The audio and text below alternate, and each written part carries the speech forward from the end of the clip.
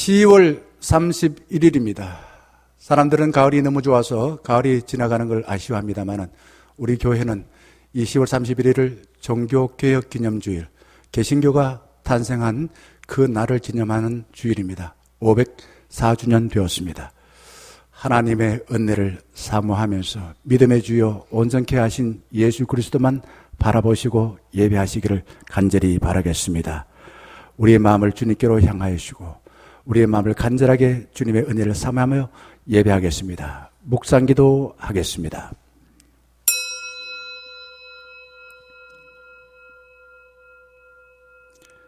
사랑으로 정의를 이루신 주님, 주님의 자비하심을 잊기를 원합니다. 주님의 은총을 입지 못하도록 가로막고 있는 불순물과 장애물을 인정하고 자비하신 주님께 내려놓습니다.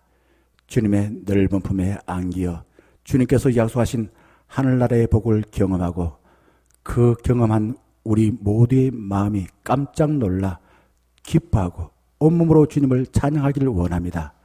예배하는 모든 순서마다 우리와 함께 하셔서 주님과 한몸 되는 신비한 경험을 있게 하여 주시옵소서. 예수 그리스도 이름으로 간절히 기원하옵나이다. 아멘. 다 자리에 일어나셔서 21장 찬양하겠습니다.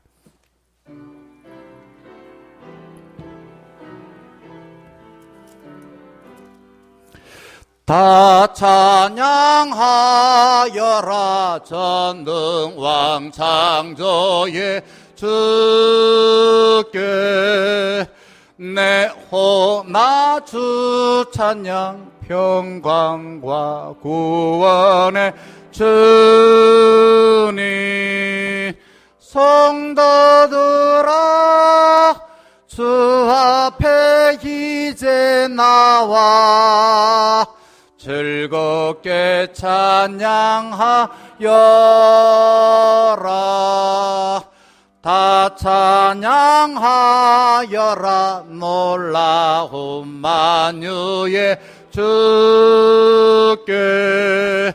포근한 날개 늘 품어 주시는 주님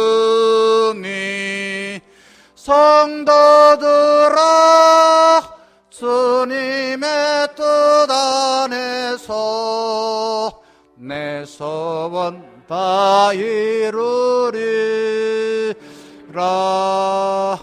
다 찬양하여라 온몸과 마음을 바쳐 이 세상 만물이 주 앞에 다 나와 찬양 성도들아 기쁘게 소리 높여 영원히 찬양하여라. 아멘.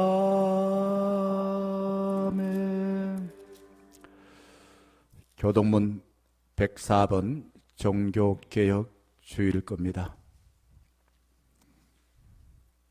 나의 힘이신 여호와여 내가 주를 사랑하나이다.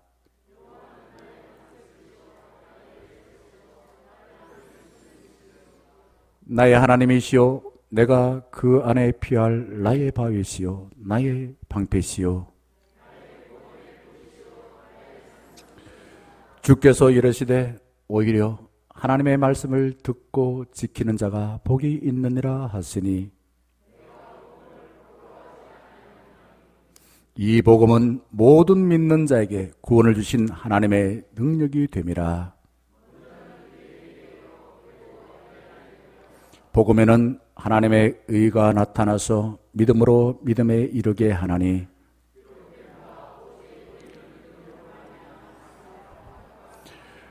너희가 내 말에 거하면 참으로 내 제자가 되고 우리 주 예수 그리스도로 말미암아 우리에게 승리를 주신 하나님께 감사하노니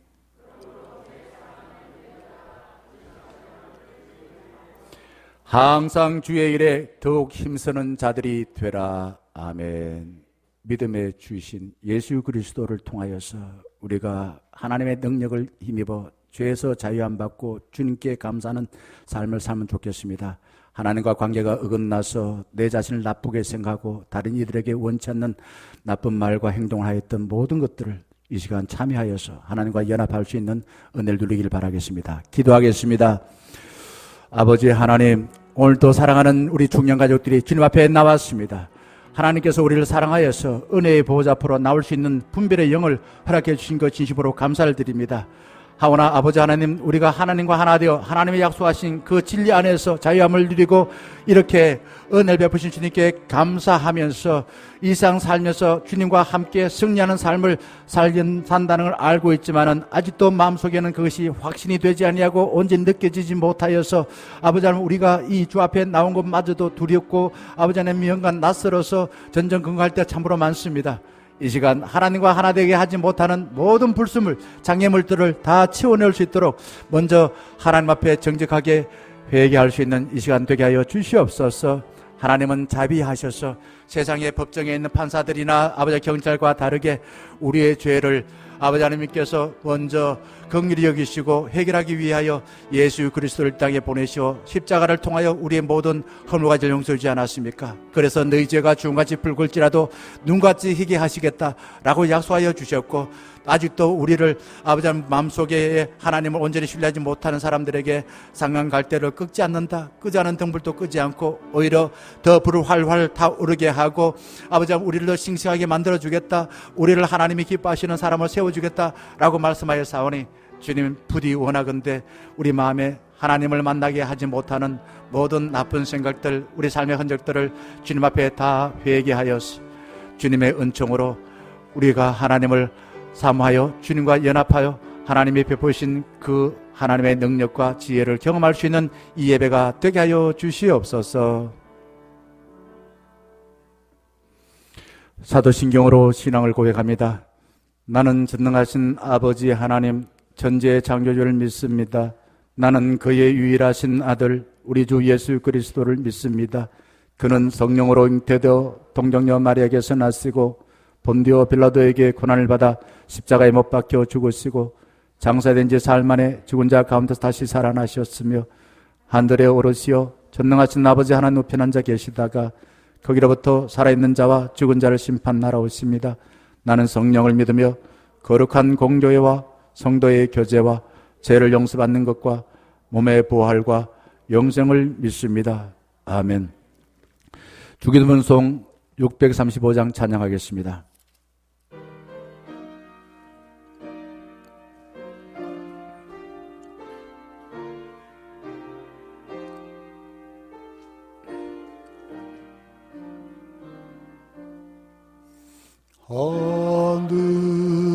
하늘에 계신 아버지 이름 거룩하사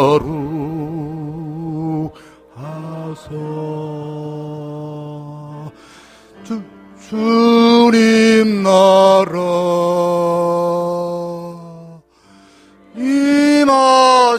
임하시고 뜻이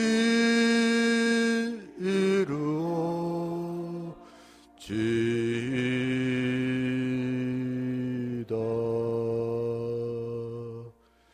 일용할 양식 주시고 우리들의 큰 죄 다 용서하옵시고 또 시험에 들게 마시고 악에서 구원하소서. 되게 주의 나라 주의 권세 주의 영광 영원히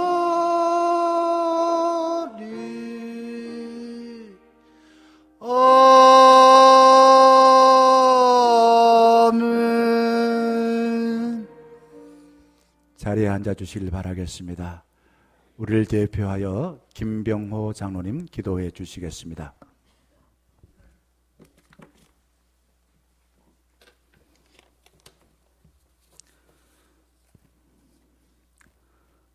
사랑과 은혜가 많으신 하나님의 아버지, 10월 마지막 주일도 변함없이 저희들 주님의 성전에 불러주셔서 예배드리게 하심을 감사드립니다. 지난 한 주간 하나님께 받은 모든 은혜 감사드리오니 이 시간 주님 친히 임재하시어서 저희들을 만나주시고 머리 숙인 모든 성도님들이 은혜 받고 돌아가는 귀한 예배의 시간 될 수 있도록 인도하여 주시옵소서. 지난 한 주간 세상 속에 살면서 하나님과 동행하지 못하고 육신의 뜻대로 행하였던 모든 죄를 용서하여 주시고 저희들의 죄와 사망의 법에서 해방시켜 주신 그 크신 은혜를 잊지 않고 살아갈 수 있도록 인도하여 주시옵소서. 오늘은 종교개혁 기념주일입니다. 오직 믿음으로, 오직 은혜로, 오직 말씀으로 돌아가고자 했던 종교개혁자들의 외침을 듣게 하여 주시고 어둠에서 벗어나 진리의 말씀으로 돌아갔던 종교개혁의 정신을 본받아 우리 충영교회도 말씀이 살아 움직이는 교회, 오직 그리스도로 오직 하나님의 영광만 나타내는 교회 될 수 있도록 인도하여 주시옵소서. 코로나로 어렵고 힘든 시기이지만 내일부터 시작되는 단계적 일상회복이 잘 이루어져서 하루속히 모든 예배가 회복되게 하여 주시고 교회의 각 기관들과 구역들이 더욱 활성화될 수 있도록 인도하여 주시옵소서.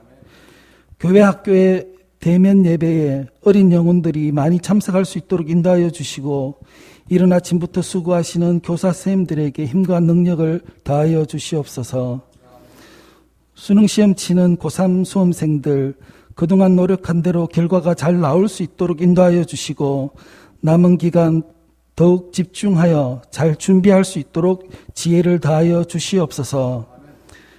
환절기에 우리 성도님들 건강 잃지 않도록 보호하여 주시고 몸이 연약한 환우님들 있사오니 주님 십자가 보혈 의지하여 속히 치유될 수 있도록 인도하여 주시고 우리 중형교회 성도님들 마음에 평안과 감사가 넘쳐날 수 있도록 인도하여 주시고 하나님이 원하시고 하나님을 기쁘시게 하는 삶이 될 수 있도록 인도하여 주시옵소서.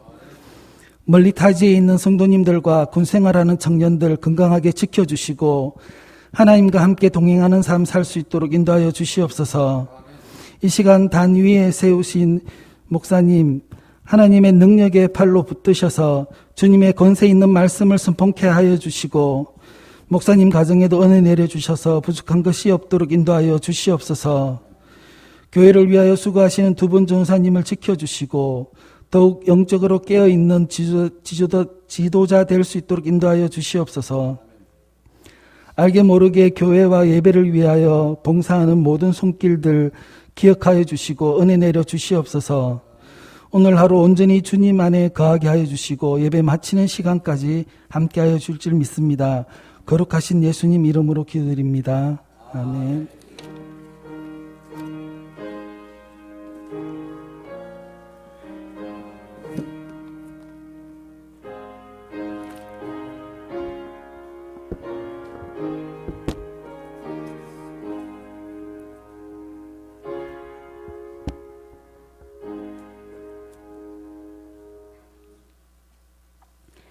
오늘 저희들에게 주시는 말씀은 에베소서 4장 11절에서 16절 말씀입니다.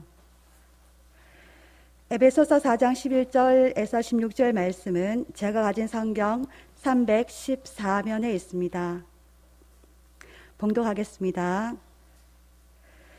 그가 어떤 사람은 사도로, 어떤 사람은 선지자로, 어떤 사람은 복음 전하는 자로, 어떤 사람은 목사와 교사로 삼으셨으니 이는 성도를 온전하게 하여 봉사의 일을 하게 하며 그리스도의 몸을 세우려 하심이라.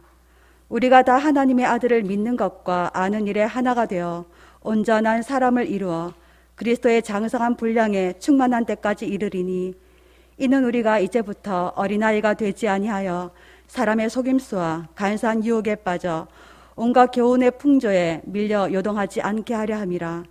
오직 사랑 안에서 참된 것을 하여 범사에 그에게까지 자랄지라. 그는 머리니 곧 그리스도라. 그에게서 온 몸이 각 마디를 통하여 도움을 받음으로 연결되고 결합되어 각 지체의 분량대로 역사하여 그 몸을 자라게 하며 사랑 안에서 스스로 세우느니라. 아멘.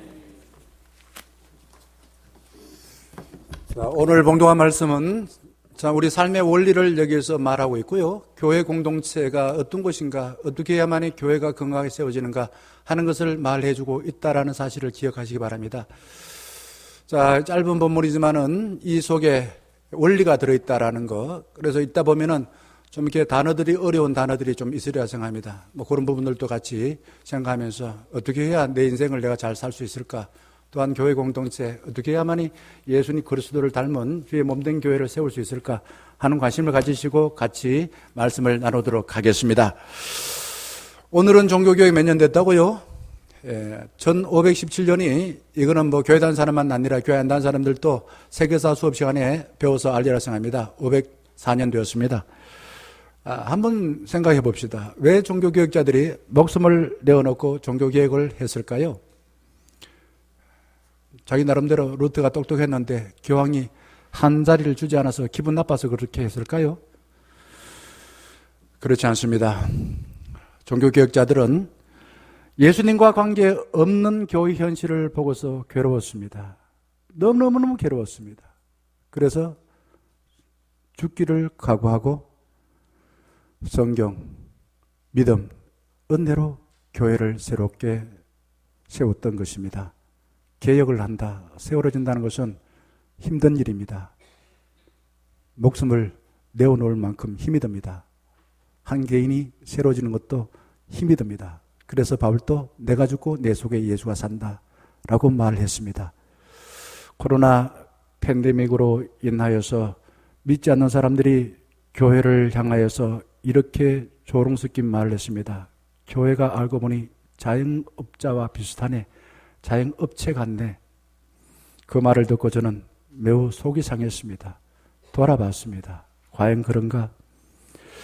교회가 교회로서의 역할을 한다는 것은 하나님과 긴밀한 관계를 갖기에 예수 그리스도를 닮을 수밖에 없습니다. 그래서 개인과 공적인 영역에서 선한 영향을 미쳐야 돼요. 이게 교회예요. 이게 교회입니다. 욕망을 채워주는 것은 세상이 많습니다. 학교에 왜 갑니까? 좋은 학교 가서 좀 성공하려고. 정근 왜 재테크하는 거 훈련 받습니까? 왜 병원 왜 갑니까? 내가 필요한 것들 그걸 채워주는 것. 세상에는 돈만 주면 많이 있습니다. 우리 교회라는 것은 하나님의 뜻을 하나님의 방법으로 이룬 것입니다. 오늘 봉독한 13절 말씀에서 바울은 이렇게 말합니다.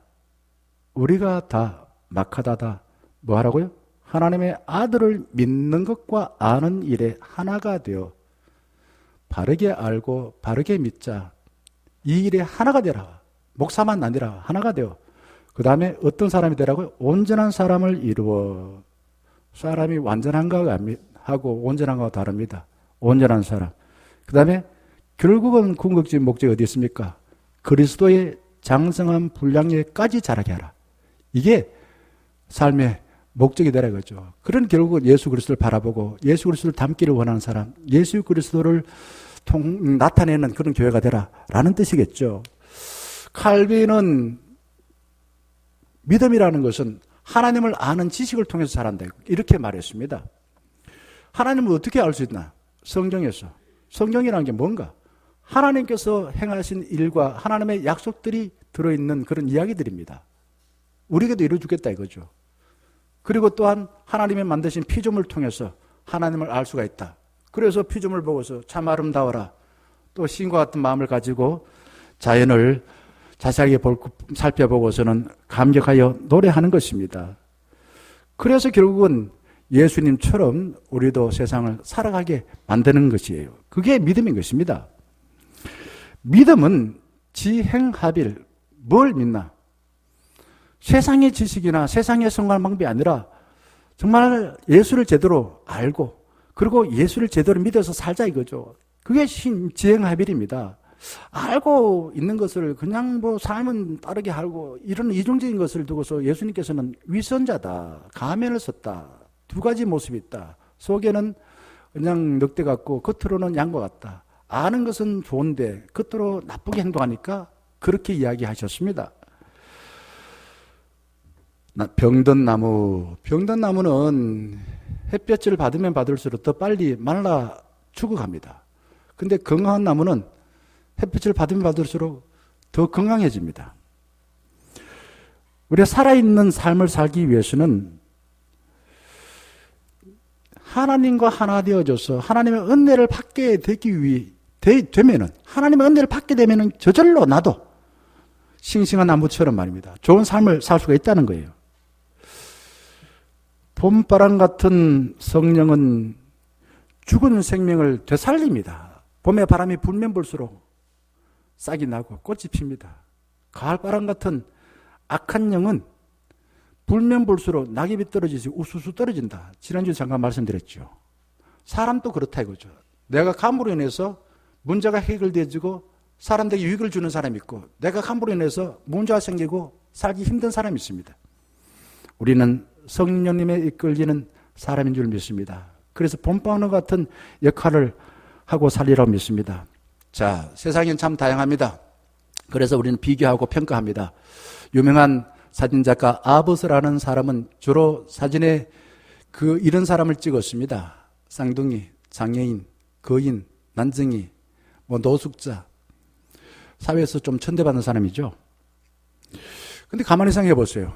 누가 태어날 때부터 나는 쌍둥이로 태어나겠다, 나는 난쟁이로 태어나겠다, 나는 거인 태어나겠다, 나는 노숙자 태어나겠다, 선택해서 태어나서 아무도 없습니다. 젊었을 때 안 그랬는데 나이가 들고 보니까 나도 모르게 어떤 사람이 된다고요? 나도 모르게 장년이 될 수가 있어요. 사고로 인해서 나도 모르게 장년이 될 수가 있습니다. 정상과 비정상의 기준, 어떤 게 정상이고 어떤 게 비정상입니까? 자, 우리나라에 옛날에 한 번 그런 게 있었습니다. 한 10년 전인가요? 루즈라는 단어가 유행이었습니다. 남자는 적어도 키가 얼마였고, 그리고 학벌은 어떻고, 연봉은 어떻고, 이런 거 나왔어요. 누가 만든 겁니까? 그 기준으로 나를 보게 되면은 사람은 늘 외모의 열등감에 빠져 삽니다. 돈 적어도 얼마요? 한 50억을 가지고 있어야 부자 됩니까? 한 100억요? 그러면은 그 기준을 가지고 세상의 성공이다라는 기준을 갖고 있으면은 늘 나는 돈이 좀 있어서 거들먹거리고 살거나 아니면 반대로 열등함에 빠질 수가 있습니다. 내가 갖고 있는 기준이 하나님이 주신 것이 아니라 세상이 만드는 기준에 의하면은 늘 나는 문제가 되는 그런 삶을 살 수밖에 없다라는 겁니다. 저는 어릴 적부터 이런 고민을 많이 했습니다.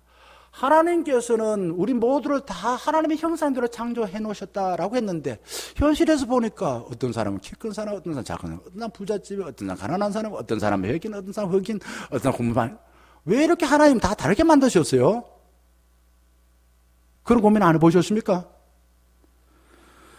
저는 또한 형제들 보면서 다 그냥 중학교, 초등학교, 고등학교 다닐 때까지는 다 형제들이 한 부모님이 태어나가지고 우애롭게 지냈는데 나중에 부모가 이제 돌아가시고 난 뒤에는 세상에서 말입니다. 제일 그냥 나쁜 원수처럼 변하더라고. 부모 재산을 또 다퉈가지고. 왜 그럴까? 교회는 말입니다. 다 삼일체 하나님을 믿고 살아가는데 왜 자기 교회만 옳고 남의 교회는 다 틀리고 그냥 교회를 보고서 나 세상에 그냥 아주 내가 나쁘게 생각하는 그런 공동체로 생각하는 그렇게 여기고 살아갈까? 저는 고등학교 때 포항에서 제일 큰 교회를 다녔습니다. 근데 그 당시 큰 교회는 주로 어떻게 했냐면은 주일이 되어지면은 그 대형 버스를 이용하여서 포항 시내 곳곳에 사람들을 실어 날았습니다. 어린 학생의 마음에서는 그게 좋지 안 보였습니다. 내가 큰 교회 다녔지만. 그래서 고등학교 학교 수업을 마치면은 포항 시내 전역에 있는 초교파, 침례교든 감리교든 포항은 통합적이 한 80% 이상입니다. 그때 45개 교회였어요. 그 교회를 다니면서 우리는 다 같이 하나님의 교회입니다. 한 몸입니다. 연합활동을 합시다. 그렇게 권면을 했었습니다. 그리고 대학을 졸업하고 서울의 대학원을 가서 또 우리 교단 서울로의 청년연합회 활동을 하면서 저기 광화문에 있는 세문안교회를 다녔는데 거기서부터 시작해 저 자양동 그냥 교회를 찾아다니면서 아내하고 같이 말입니다. 그때는 아내가 아니고 그냥 청년이었어요. 그렇게 같이 다니다 보니까 좋아 보여서 연애하고 결혼을 했습니다. 나중에 신학교에 들어가서 공부를 하면서 알게 되었습니다. 교회가 교회로서의 표시를 낼 수 있는 게 뭔가? 다양하고 서로가 다르지만은 이 네 가지가 있으면은 다 하나님께서 인정하는 교회다 이거죠.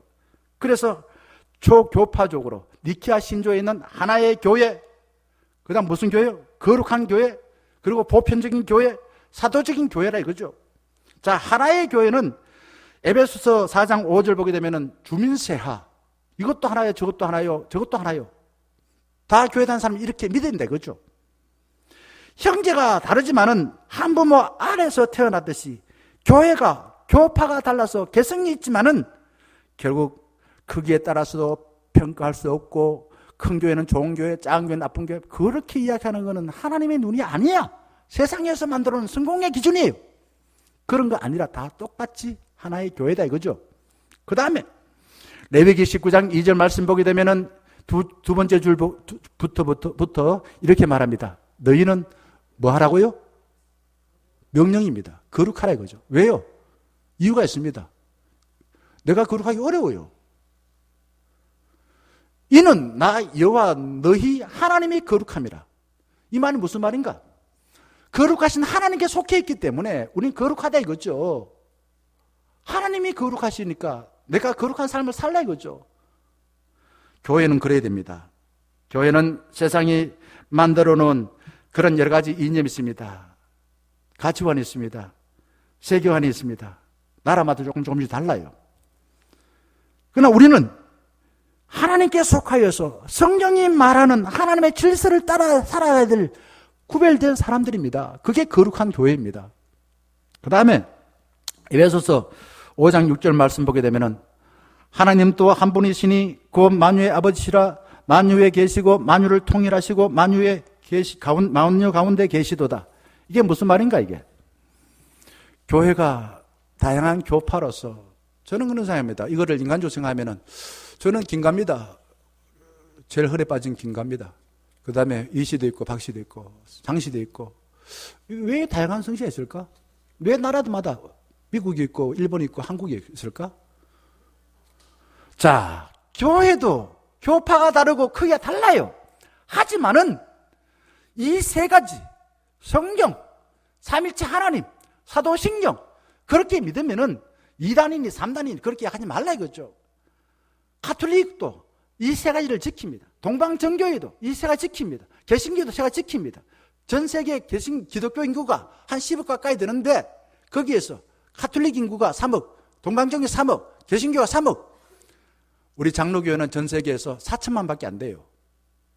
서로 다르지만은 세 가지를 지킬 때에 교회다 이거죠. 교회다.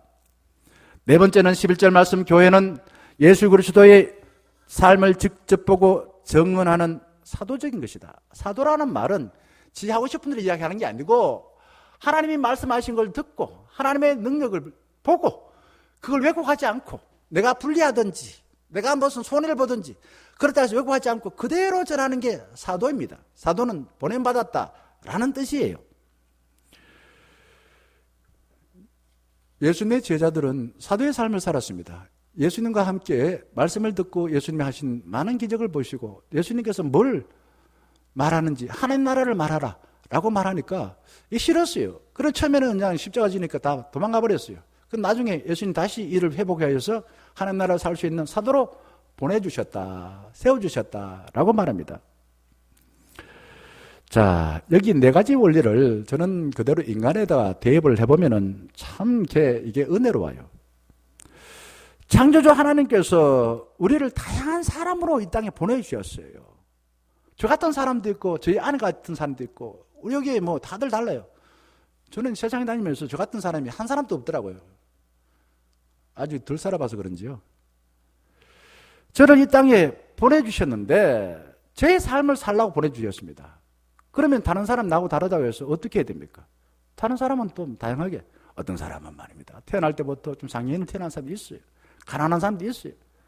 어떻게 해요, 그거? 지가 선택한 거 아닌데. 그거 갖고 차별하지 말라는 것을 저는 이 네 가지 표준을 통해서 깨닫게 되어집니다. 저는 지금까지 세상에 살면서 저와 똑같은 사람을 한 한 사람도 만나지를 못하고 발견하지를 못하였습니다. 그래서 어떤 생각합니까? 아하, 나는 유일하구나. 나는 소중하구나. 그리고는 다른 사람을 보면서도 저 사람도 내하고 다르지만 소중하구나. 존중하려고 부단히 애를 씁니다. 세상의 방법처럼 다른 교회와 경쟁하여서 나만 성공하면 된다라고 생각하고 신앙생활하면은 교회가 주의 몸이 아니라 아까 세상 사람들이 교회를 뭐라고 말한다 했습니까? 자영업이라고 불리워집니다. 저는 사람들이 나한테 당신 누구 닮으세요? 저 옛날 외삼촌이 그래요. 자기는 조영기 목사님을 통해서 은혜 받았대요. 내가 보면 조영기 목사님, 우리 학교 다닐 때 그런 사람이 있었어요. 어떤 사람은 한경진 목사님 설교를 흉내내는 사람이 있었습니다. 저는 그거 보고서 그렇지, 뭐 한경진 목사님은 한경진 목사 삶이고 나는 나의 삶이 있는데 하나님은 나를 통하여서 영광받기를 원하지 내가 뭐 다른 사람을 닮아가지고 다른 사람 흉내내가지고 영광받기를 그렇게 생각을 해본 적이 없습니다. 남을 닮으시오라고 하면 싫어요. 제일 듣기 좋아하는 말은 그러죠. 하나님께서 당신을 통해서 계획하신 삶을 발견하고 그 삶을 사시오. 이러면은 조금 부담되는 말이지만 듣기 좋아요. 그리고 더 좋은 말은 목사님 보니까 예수님 닮은 것 같은데 이런 말도 하면 듣기 좋아요. 세상은 통치자들이 만들어 놓은 경제 질서, 정치 질서, 이념, 문화, 외모의 기준에 들어오지 못한 사람을 실패자라고 말합니다. 그리고 무시합니다. 따돌립니다. 또한 인간의 타락한 본성은 나와 비슷한 사람을 시기하고 나쁘게 깎아내립니다. 오죽하면 사촌이 논산 배 아프다고 이야기했겠습니까? 타락한 인간의 본성을 가진 사람은 나에게 잘해주는 사람은 옳고 그리고 틀리자 그걸 구분하지 않습니다. 무조건 그냥 옳게 여겨요. 이것도 이제 같이 사는 가족들은 옳고 그름을 가지고 이야기하면 같이 살기 힘들어요. 그래서 가족들한테는 진리를 이야기하지 말고 그러면 진리인데요. 진리 이야기하면 가족들한테 진리 이야기하지 말아요. 옳은 이야기하지 말고 그 마음에 위로가 되는 이야기를 하라. 이런 이야기를 합니다. 근데 말입니다. 인간의 타락한 본성은 나한테 잘해주면 무조건 저 사람이 나쁜 사람이라도 하물며 말입니다. 어린애라도 하물며 강아지라도 나한테 짖으면 싫고 나한테 그냥 꼬리를 흔들면 좋아해요. 그리고 나의 기대를 저버리는 사람은 없애버리려 하는 것이 타락한 인간의 본성입니다. 편협한 기준으로 나를 판단하고 자기 마음대로 남을 간섭하고 요구하면 함께 사는 게 힘들어요. 옛날에 이 우주를 보면서 우리 눈에 보건대는 저 하늘에 있는 해나 별이나 또 달들이 움직이니까 하늘이 움직인다 생각했습니다. 이걸 두고서 무슨 설이라고 합니까? 천, 하늘천, 동, 움직일 동, 설이라 이거죠. 이게 옳습니까? 틀렸습니까? 갈릴레오 갈레이가 아니에요. 그게 아니에요. 눈에 보이는 게 전부 아니에요. 진짜 도는 거는 지구예요. 그러다가 맞아 죽을 뻔했죠. 실제적으로 뭐가 돕니까? 사람이요. 정말 지혜로운 사람, 성숙한 사람은 자기가 우주의 중심으로 생각하고 모든 걸 자기 마음대로 돌리는 사람들이 힘들어요. 그런 어린애 같은 사람이에요. 오늘 봉독한 14절 말씀은 바울이 우리에게 이렇게 권면합니다. 우리가 이제부터 뭐가 되지 아니하여요? 어린아이가, 이거는 어린아이를 나쁘게 하는 게 아니라 어린아이의 속성을 이야기하는 것 중에서 특히 분별력 없는 속성을 이야기합니다. 그래서 사람의 속임수와 간사한 유혹에 빠져 온갖 유혹에 풍조에 밀려 뭐하지 말고요, 요동 흔들리지 않게 하려 함이라. 그래서 내가 편지하고 그래서 나한테 이렇게 고민한다 라는 겁니다. 분별력은 어린아이는 유괴를 당합니다. 옛날에 그런 일이 얼마나 많이 있었습니까? 그럴듯한 말로 유혹하여 넘어뜨리는 사람에게 이게 뭐 뒤에 칼이 있는지 없는지도 생각하지 않고 자기 죽이는지 어떻게 하는지 생각하지 않고 그냥 달콤한 초콜릿에 넘어가가지고 그냥 결국 나쁜 결과를 낳게 되는 것이에요. 분별력이 없어 정말 자신에게 좋은 것이 무엇인지 몰라서 나쁜 교훈, 세상의 풍조에 따라서 자기 영혼을 바치는 사람이 있습니다. 반대로 성숙한 사람은 어떤 사람일까요? 내가 믿는 예수님과 좋은 관계를 가져서 예수를 닮습니다.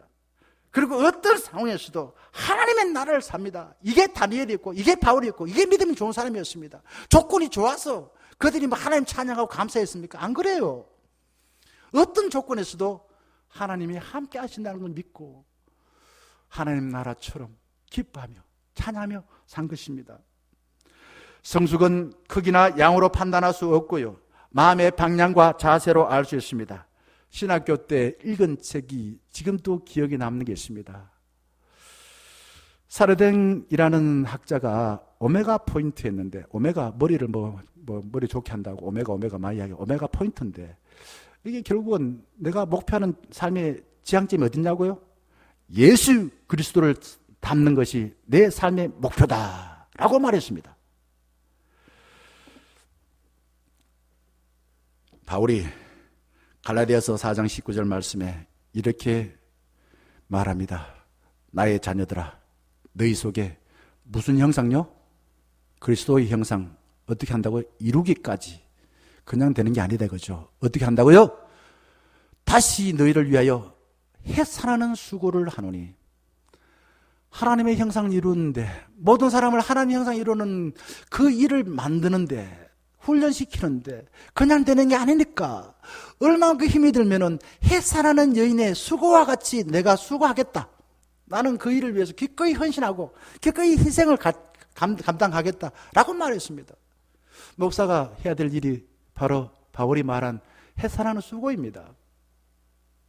어떤 사람 되게 하기 위해서요? 모두 키 크게 하기 위해서, 돈 부자 되기 위해서. 그게 아니라 그리스도 형상되게 하기 위해서입니다. 장교와 일반 병의 차이는 계급만 다른 것이 아니라 그의 훈련량이 다릅니다. 장교가 그냥 말입니다. 옛날에 그래서 그런 이야기 했어요. 병장들이 이등병 보고 상병 보고, 내가 말이야 이거 짝대기 4개 그냥 된 줄 아냐? 내가 말이야 멋져가지고 그냥 딴 줄 아냐? 이렇게 이야기합니다. 훈련 많이 받았다 이거죠. 하물며 병들끼리도 그렇게 더 높고 낮은 따주는데 장교들은요 그냥 안 됩니다.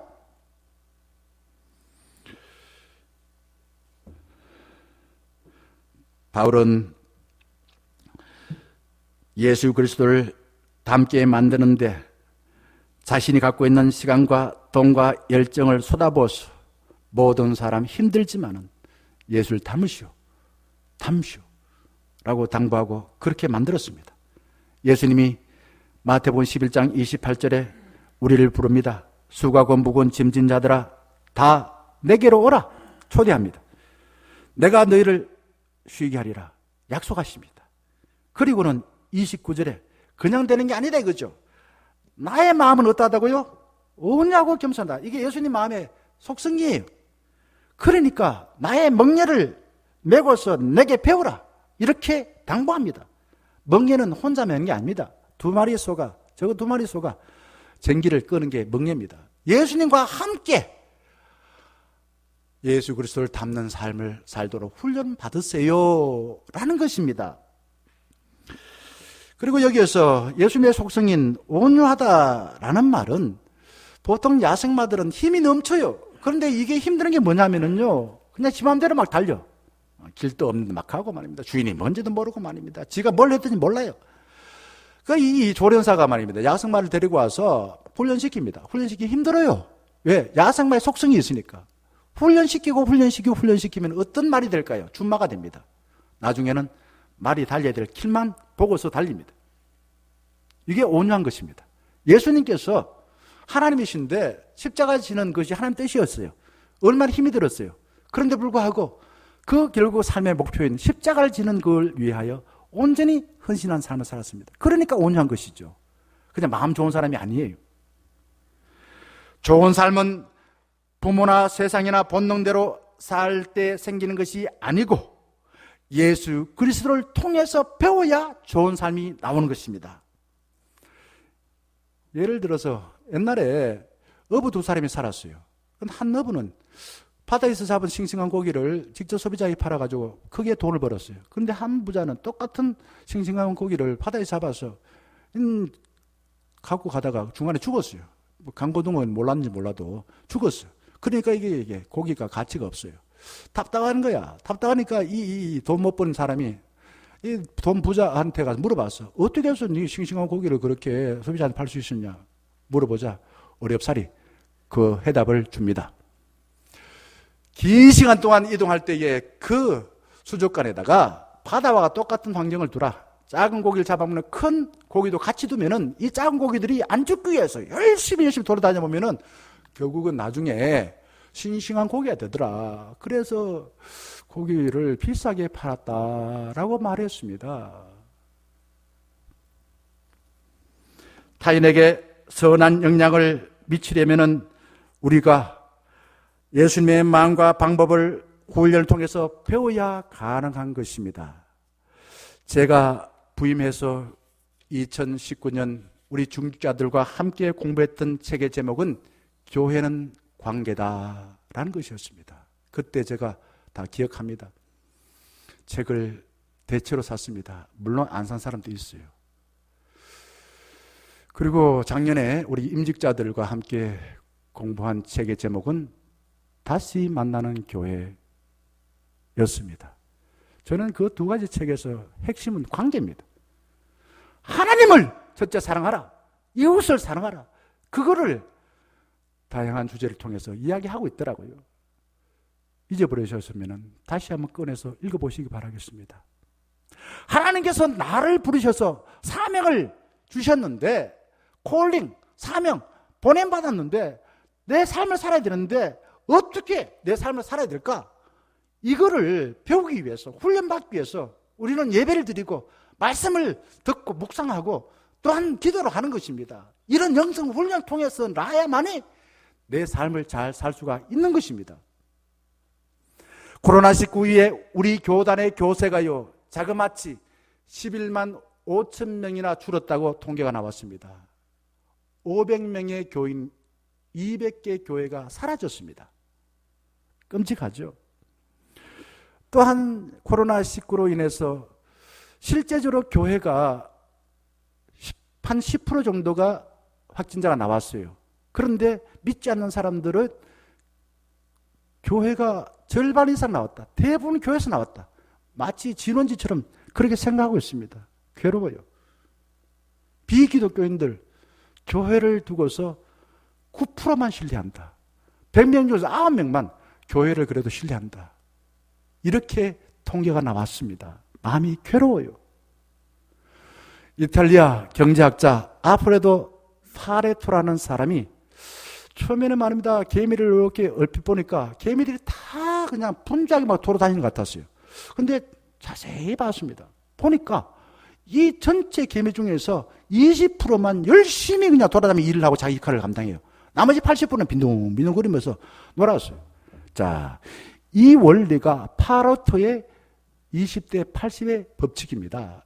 이 원리를 우리의 많은 영역에다가 적용을 해보게 되면 한 기업에서 많은 제품만입니다. A, B, C, D 10개 만듭니다. 그러면은 그 중에서 다 잘 팔려가지고 다 그냥 부자 될까요? 아닙니다. 그러면 얼마 좋겠어요. 그 중에 20%, 한 두 가지 정도가 모든 종업원을 먹여 살린다라고 이야기합니다. 또한 죄를 짓는 사람들이 전부 다 죄를 짓까요? 아닙니다. 주로 죄를 짓는 20%가 또 짓고 또 짓고 또 짓고 또 짓고 그렇게 많이 짓는데요. 그러면 또 우리 교통사고를 일으키는 사람들 주로 20%가 주로 그렇게 한다는 거죠. 우리가 입는 옷 가운데도 전체 중에서 다 입을까요? 저도 이거 옷을 좀 버려야 되는데 다 못 버려요. 미니멈이라는 운동을 요즘 펼칩니다. 보니까 다사교회도 보니까 책자 하나 나왔던데 옷 중에서 주로 입는 옷은 전체 중에서 20%밖에 안 된대요. 20% 정도를 계속 입고 또 입고 입고 또 입는데요. 자, 바닷물에 그 짠 이유가 뭘까? 100% 소금기가 있는 게 아닙니다. 단 3, 4%가 소금기가 있대요. 우리가 훈련을 통해서 예수를 그리스도를 닮는 소수의 사람들이 교회를 살리고 세상을 유지하고 세상을 새롭게 변화시켜 나간다라는 것입니다. 하나님은 누구에게나 교회에서 봉사할 은사를 주셨다라는 것을 11절에 말하고 있습니다. 네 가지 직분이 있습니다. 뭡니까? 사도, 선지자, 복음 전하는 자, 목사, 교사, 네 가지 직분입니다. 그리고 고린도전서 12장 8절에서 10절 보게 되면 은사 9가지를 말하고 있습니다. 이런 9가지, 9가지. 근데 우리는 주로 뭐 은사를 두고서 뭐 방언만 이야기하고 뭐 그러는데 아니에요. 그건 9가지 중에 하나밖에 없습니다. 자, 왜 하나님께서는 다양한 직분을 주셨습니까? 왜 저를 목사를 세웠을까요? 왜 장로를 세웠을까요? 왜 권사를 세웠을까요? 왜 집사를 세웠을까요? 왜 하나님께서는 저에게 전지전능한 능력 주지 아니하고 저한테 맞는 은사를 주셨을까? 저는 어떤 은사가 있을까? 가르치는 은사? 목사가 그걸 못하면 목회하기 어렵습니다. 자, 이 다양한 은사를 주셨다라는 말은 다양한 사람들을 통해서 온전하게 만들라라는 겁니다. 온전하다는 말은 완전한 게 아니라 부러진 것을 위치를 제대로 맞춰가지고 제대로 돌아가도록 만드는 것이 온전하다는 뜻입니다. 교회의 다양한 직분들이 서로가 서로를 연결하여서 교회가 제대로 돌아가게 하는 게 그게 온전한 것입니다. 예수님께서 왜 12명의 사도를 두셨을까요? 저는 이런 생각해 봅니다. 예수님 가룟 유다 그런 사람 왜 뽑았을까? 뜻도 있어요. 우리 인간 살다 보면은 가룟 유다 하는 사람들 있어요. 그걸 보여주는 겁니다. 예수님은 본인 혼자서 일을 못해서 제자를 뽑았을까요? 아닙니다. 그들도 12명의 제자들도 하나님의 일을 한번 해보도록 하라 이거죠. 해보도록 하라. 하나님의 참여해서 함께 손을 잡고 12명으로서 발휘할 수 있는 역량을 잘 발휘하는 온전한 역할을 감당하라라는 겁니다. 자, 그러면은 여기에서 네 가지 직분 중에 말씀 전하는 자는 결국 하나님의 일을 진실하게 전하는 사람이 말씀 전하는 자입니다. 그다음 예언자는 하나님이 이 땅에 기억하신 삶을 대신 전하는 사람이 미리 다가올 여러 약속들을 전하는 게 예언자인 것입니다. 우리가 사람들 중에서 신실한 사람은 신뢰를 받지만 신실하지 못한 사람은 신뢰받지 못합니다. 어떻습니까? 신뢰를 잘 받습니까? 받지 못한다면 내가 신실하지 못하다. 신실이라는 말은 약속한 삶, 하나님 주신 분량의 삶을 내가 최선을 다하여 성실하게 살지 않는다라는 뜻입니다. 교회가 세상으로부터 신뢰를 받지 못한 이유가 어디 있을까요? 말씀 전하는 자가 말씀을 왜곡하여 전하였기 때문에 그렇습니다. 복음 전하는 자는 영적으로 죽어가는 사람에게 예수 그리스도를 전해야 됩니다. 자기를 전하는 게 아니라 우리 교회는 만명교회, 성공한 교회 이걸 전하는 게 아니라 예수를 전하는 게 복음 전하는 겁니다. 목사, 교사는 가르치는데 누구를 가르칠까? 예수 그리스도를 가르치고 예수 그리스도의 마음을 가지고 보살피고 하나님이 주신 그 양식을 가지고 사람들을 먹이는 것이 목사의 할 일인 것입니다. 교사의 할 일인 것입니다. 지도자는 자기 할 일을 최선을 다하여 성실하게 감당합니다. 그리고 남의 영역은 비판하거나 비난하거나 침범하지 않습니다. 각자 자기의 자리에서 자신의 역량만큼 자기 역할을 진실하고 성실하게 최선을 다하여 감당하는 사람이 좋은 지도자입니다. 거기다가 나중에 말합니다만 하나 더 플러스 하면은 다른 사람과 손잡을 수 있는 사람, 그런 사람은 더더욱 좋은 지도자인 것이죠. 자, 12절 말씀에 이렇게 말하고 있습니다. 이는 누구를 온전하게 하여요? 성도를 온전하게 하여. 그 다음에 봉사의 일, 무슨 일 한다고요? 봉사일, 일하는 자세를 말합니다. 결국은 뭘 세웁니까? 나를 세우는 게 아닙니다. 그리스도의 몸을 세우려 하심이라 라고 말합니다. 자, 성도를 온전케 한다. 이 말은 다른 사람에 유익을 준다 이거죠. 내가 구원받은 자로서 교회가 있음으로써 믿지 않는 사람들에게 유익을 주는 사람, 지난주에 뭐라고 말했습니까? 다른 사람에게 강한 힘을 주는 사람, 이게 교회가 있어야 되고 내가 살 목적입니다. 어떻게 하면 그렇게 가능한가? 방법은 봉사의 일. 예수님께서 봉사를 어떻게 하셨습니까? 제자들의 발을 씻을 때에 꼿꼿하게 서서 바람을 올려봐라. 더러우니까 너는 가고 깨끗하게 와라. 이렇게 하지 않았습니다. 예수님은 팔을 긋고 그리고 허리에다가는 어떻게 수건을 긁어서 대야에다가 물을 받아서 몸을 구부립니다. 몸을 구부려가지고 제자들의 더러운 발을 씻어주었습니다. 무슨 말입니까? 봉사할 땐 그렇게 하라 이거죠. 살아갈 땐 그런 자세로 살아라 이 말입니다.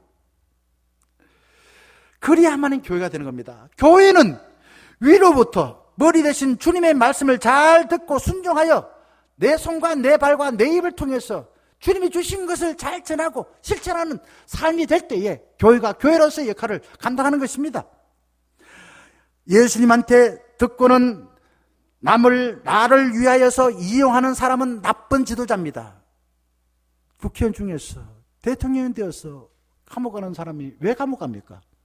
그 자리를 이용해서 남을 이용하여 자기 유익을 챙겼기 때문에 감옥 간 것입니다.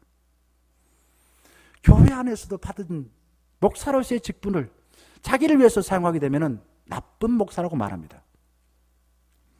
예수님과 좋은 관계를 가진 사람들은 가는 곳곳마다 아름다운 향기가 되고 봄바람과 같이 생명을 살리는 사람이 되어지고 세상을 변화시키는 사람이 될 수가 있는 것이에요. 15절에서 16절 말씀 보게 되면 사도 바울은 일할 때 이런 자세와 목표로 일하라라고 합니다. 여기에서 많은 말을 하지만은 중요한 음절은 사랑 안에서 참된 것입니다. 사랑으로 진리를 전하세요 라는 것입니다. 그 다음에는 쭉 보게 되면 관계를 이야기하고 있습니다. 16절 말씀, 온몸이 각 마디를 통하여서 도움을 받음으로 연결되고 결합되어 각 지체의 분량대로 역사함으로 그 몸을 자라게 하고 온전하게 된다 이거죠. 이게 사랑과 사랑 관계를 그렇게 하라 이거죠. 어떤 관계로? 사랑으로 사랑 관계를 맺어라 이거죠. 에베소서 3장 17절 말씀에 보게 되면은 이 말씀이 있습니다. 자, 믿음으로 말미암아 그리스도께서 너희 마음에 계시게 하시옵고 너희가 뭐 가운데 있어요? 사랑 가운데서 뿌리가 받고 터가 굳어지고 사랑으로 그냥 한두 번 해보는 게 아니라 뿌리 박는다는 것은 거기에서 말입니다. 나무가 나고 꽃이 피고 열매 맺듯이 그냥 끝까지 그냥 사랑으로 그렇게 살겠다 이 말입니다. 5장 2절 말씀에는 사랑 가운데서 행하며 그 다음에 사랑으로 용납하며 오늘 봉독한 말씀에 15절에는 사랑 안에서 참된 것을 말하며 16절에서는 사랑 안에서 스스로 세우느니라 어떤 일을 수행하느니라 라고 말하였습니다. 바울은 반드시 일할 때에 머리 대신 주님으로부터 영향을 받고 그분의 말을 듣고 그분이 주신 은혜 그 사랑을 받았어. 다른 사람과 일하면서 사랑으로 함께 도우면서 속으로 주음을 주거니 받거니 그렇게 행하라 라고 당부하고 있습니다. 그게 바로 그 다음 16절 말씀에 각 마디를 통하여 도움을 받음으로 연결되고 결합되어 그 몸을 자라게 한다라는 것입니다. 여러분 연결할 때 그냥 너는 내 거다 이런 이야기하면 안 돼요. 법적으로 그냥 부부가 됐기 때문에 이것도 이야기하면 안 됩니다. 사랑으로 하나 돼야 됩니다. 제가 딸이 연애를 하고 있고 뭐 결혼하려고 생각도 하는데 어떻게 될지 모르겠습니다만은 그런 이야기를 한번 했습니다. 연애는 좋은 것을 함께 나누는 것이고 결혼은 힘든 것을 함께 해결하는 것이 결혼이다. 그래서 결혼이 쉽기도 하지만은 힘들기도 한다. 그렇습니다. 우리가 다른 사람과 함께 같이 일할 때에 그 사랑의 마음을 가져야 됩니다. 그런데 사랑이란 것은 따지고 보면은 타자 중심적입니다. 중심 이동을 상대방에게로 옮겨줘야 됩니다. 그런데 사람들은 어쩔 수 없이 자꾸 자기 중심적인 삶을 살려고 그래요. 내가 원하는 대로, 내 방식대로. 그거 어떻게 다 합니까? 다 몰라요. 사랑하면은 자꾸 살펴가지고 알아야만이 되는데 힘들어요. 그러니까 오래 살다 보면은 안 살피고 그냥 내 방식대로, 내가 생각하는 대로 상대방 하다 보니까 그냥 서로 오해하고 서로 갈등하고 서로 싸우고 말이면 지금까지 살았는데 뭐 한 번도 사랑 안 해줬다는 둥 이런 이야기 합니다. 우리 인간이라면 누구나가 다 장단점이 있습니다. 나의 장점은 극대화하시고요. 나의 단점, 약점은 인정하시고 다른 사람의 도움을 받을 때 온전한 관계로 나아갈 수가 있습니다. 부부가 온전하게 되어집니다. 교회도 목사의 약점을 장로님들이 채워주고 다른 분들이 채워줄 때 온전하게 되어진다라는 것입니다. 중국 선교사 마테오 리치라는 분이 이런 말을 했습니다. 하나님께서 한 몸 안에 두 눈과 두 귀와 두 손과 두 발을 주신 이유가 뭘까? 저도 다 있어요. 두 손, 두 발, 두 귀, 두 코까지 있습니다. 근데 입은 하나죠. 이유가 뭘까? 세상을 살면서 두 사람이 벗이 되어서 서로 도와주며 주의 일을 하라는 뜻이다 라고 말했습니다. 저는 어저께 우리 전사님들과 함께 오전에 같이 공부를 한 1시간 반 동안 하면서 이야기를 충분히 했습니다. 그리고 식사를 하면서 목회에 대한 이런저런 이야기 했습니다. 애로사항들, 또 내년에 우리가 세워야 될 목회 방향들. 저 혼자 못하니까 우리 전사님과 함께 일함으로써 세 사람 플러스 하나님의 지혜와 능력이 나타나길 바랍니다. 우리 당회원들 5분이 있습니다. 제가 교회 전체를 다 목회 못하니까 5분의 장로님들과 함께 일하여서 6사람 이상의 하나님의 능력과 지혜가 나타나길 바랍니다. 권사님 우리 19분이 저까지 20사람 함께 사랑으로서 서로 부족함을 채워주고 자기 잘하는 것을 극대화시켜서 최선을 다하여 살아가게 될 때 우리 교회가 또 우리 안소 집사님 5분 계십니다. 함께 사랑으로 하나 되어질 때 우리 교회의 아동부부터 어른까지 다 출석하지 않지만은 한 150명 가량 되는 것 같아요. 다 정확히 세보진 않았습니다. 함께 사랑으로 하나 되어 나가게 될 때 우리 청년교회가 온전한 교회가 될 수가 있다라는 것입니다. 시간이 조금 갔습니다만은 제가 참 아름다운 사랑을 나눴던 두 사람 이야기를 하지 않을 수가 없습니다. 죄송합니다. 조금 듣더라도. 성경에 나오면은 이 다윗과 요나단이 참 아름다운 우정을 통해서 하나님의 일을 하는 것을 보게 되집니다. 다윗은 출신이 평민입니다. 형제들한테도 인정받지 못했던 8번째 막내 아들이었습니다. 그에 반하여 요나단은 신분이 왕자입니다. 왕자는 사울 아버지 왕을 이어 자동적으로 왕이 될 존귀한 위치에 있었습니다.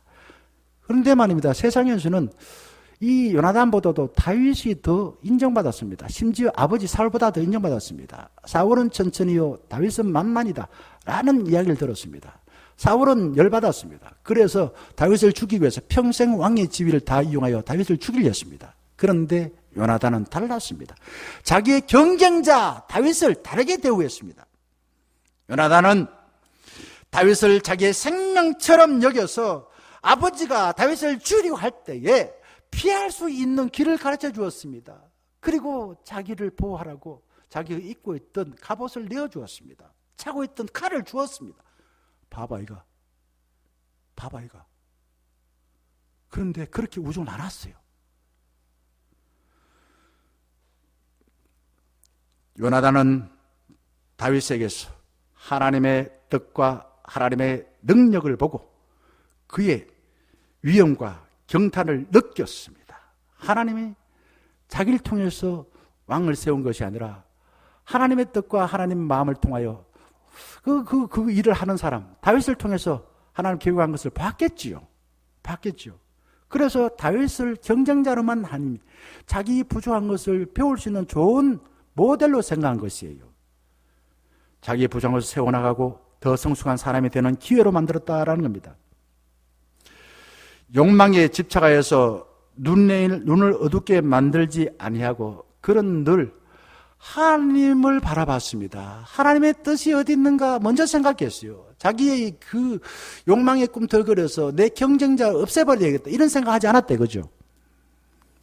요나단은 어릴 적부터 본 광기 어린 그 아버지의 마음을 통하여서 다윗을 적대감을 갖고 바라보지 않았습니다. 반대로 다윗에게 나타난 하나님의 계획과 마음을 보고서 하나님의 뜻을 이루는데 친구인 경쟁자인 다윗과 함께 손을 잡았어요. 그리고 끝까지 하나님의 일에 참여하는 사람이 되었습니다. 지난주에 바울과 누구요? 다윗과 바나바 똑같은 그런 한경직 목사 목회를 그만두고서 사람들이 말합니다. 어떻게 해서 목사님 그렇게 훌륭한 목회를 했습니까? 저에게는 사람들이 알지 못하는 최 장로님이 계셨습니다. 라고 말하였습니다. 요나단은 자기의 성공담을 쓰려고 애쓰지 아니하고 하나님의 이야기에 참여하려고 애를 썼습니다. 부활하신 예수님은 자기 자신을 배신한 제자들을 찾아가서 제자들은 예수님의 눈을 마주치지는 못했어요. 얼굴 돌렸습니다. 그때 예수님은 네가 나를 사랑하느냐? 네가 나를 사랑하냐? 사랑 좀 해줘!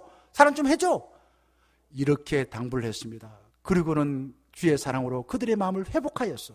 이제 성령님과 함께 하나님의 나라의 일을 향하여 함께 손을 잡고 나아가라고 당부하였습니다.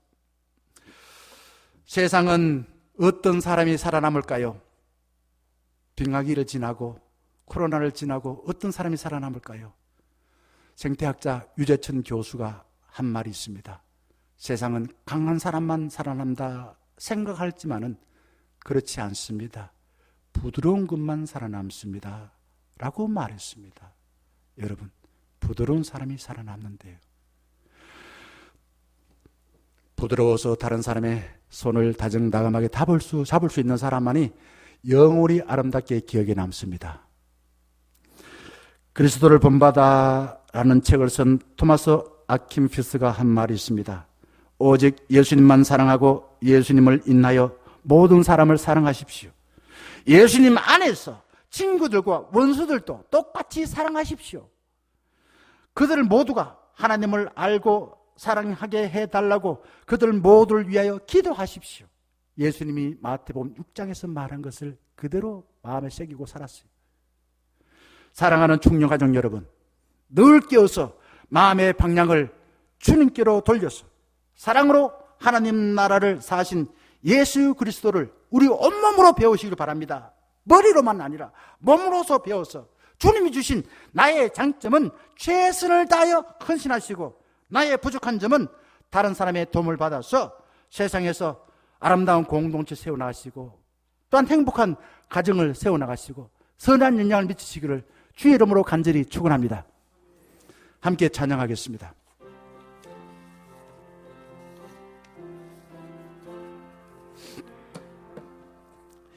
이 말씀 따라 사는 동안 지치지 않게 하시고 이 말씀 따라 사는 동안 주님 나라 기루소서. 453장 찬양하며 하나님께 예물을 바치겠습니다.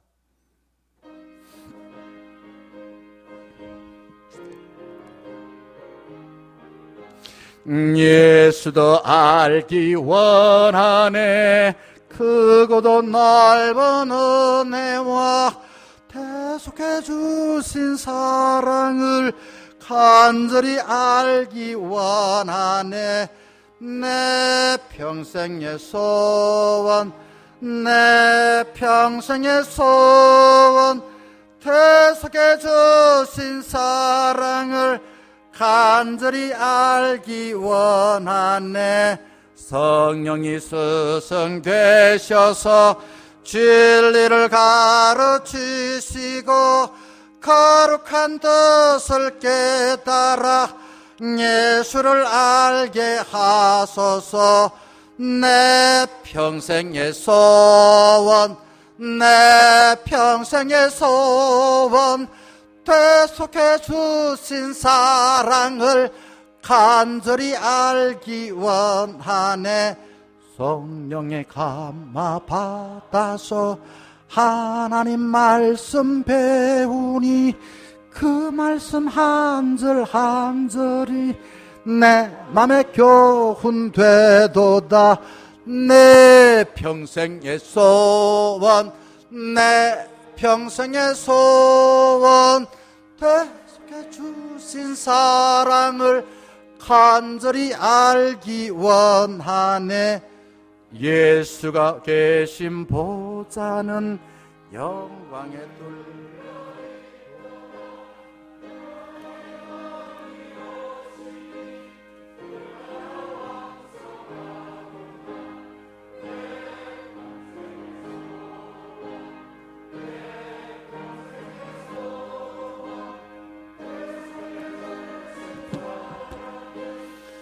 간절히 원하네. 함께 기도하겠습니다. 풍성하고 아름다운 가을을 통해 우리의 눈을 청결하게 하여 창조주 하나님께서 만드신 그 솜씨를 보고 즐겁게 살 수 있도록 인도하여 주신 주님의 은혜에 감사드립니다. 또한 저희들을 예배를 통해 우리의 몸과 우리의 마음과 우리의 영혼에 필요한 양식을 내려주신 주님의 은총에 감사를 드립니다. 종교개혁 504주년을 기념하여 믿음의 선배들이 가졌던 오직 믿음으로, 오직 성령으로, 오직 예수, 오직 은혜, 오직 하나님께 영광 돌리는 교회로서의 아름답고 또한 근본되는 이 본질의 가치를 우리 또한 본받아서 주의 몸된 교회를 정말 온전하게 세워나가고 또한 부흥해지고 하나님께서 기뻐하시고 우리 모두가 다 세상에 아름답게 아버지 자취를 남기는 그런 교회를 세워나갈 수 있도록 인도하여 주시옵소서. 주님께서 저희들에게 필요하여 맡겨진 일터에서 열심히 일하여 얻은 소득의 일부를 구별하여 바치오니 주님 기쁘게 받아주시고 이 일을 통하여 아버지 하나님께서 기뻐하시는 일에 귀하게 쓰임받게 하여 주시옵시고 하나님께서 원하시는 그 일에 더 열심히 최선을 다하여 잘 감당함으로 하나님의 창조사에게 동참할 수 있는 귀한 손길이 되게 하여 주시옵소서.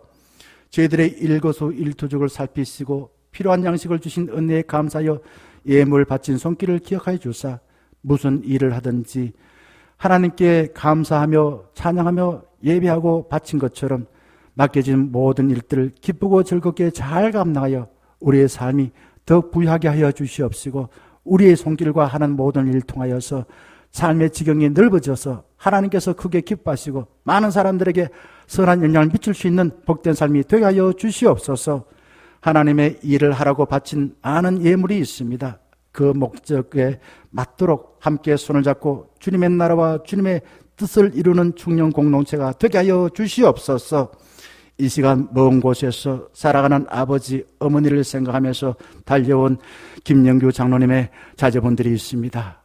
주님 그 마음을 기쁘게 받아주시고 비록 짧은 시간이지만 함께함으로 인하여서 마음에 여러 가지 힘들고 어려운 문제들이 해결되어지고 남은 삶을 오롯이 더 잘 살 수 있는 귀한 시간이 되게 하여 주시옵소서.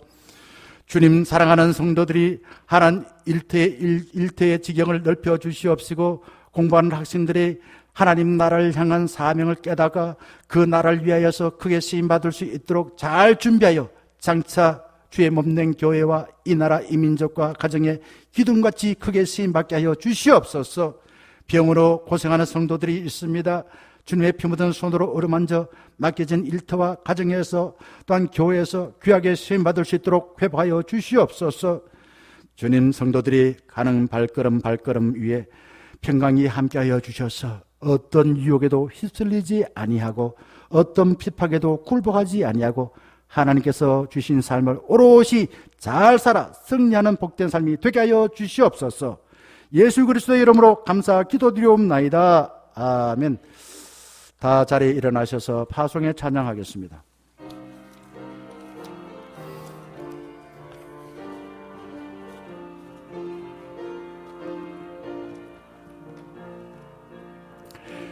비바람이 앞길을 막아도 나는 가리 주의 길을 가리.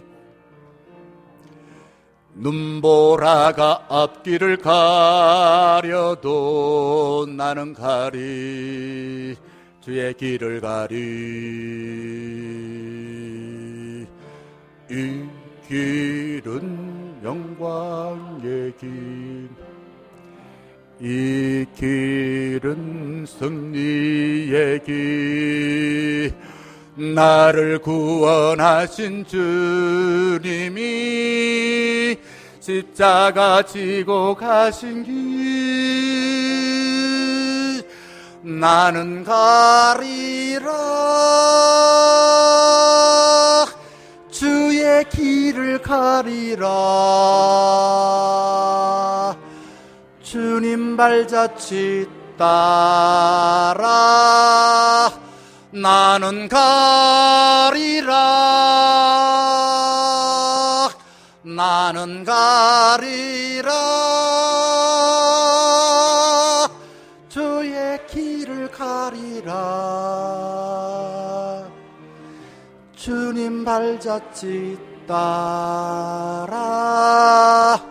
나는 가리라.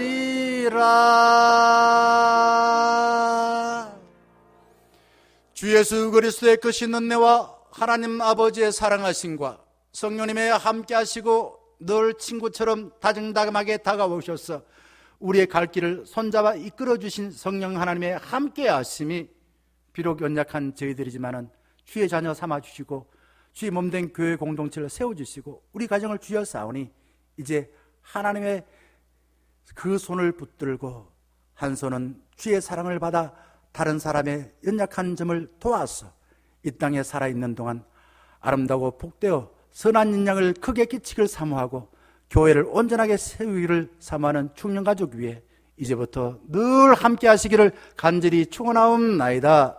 아멘.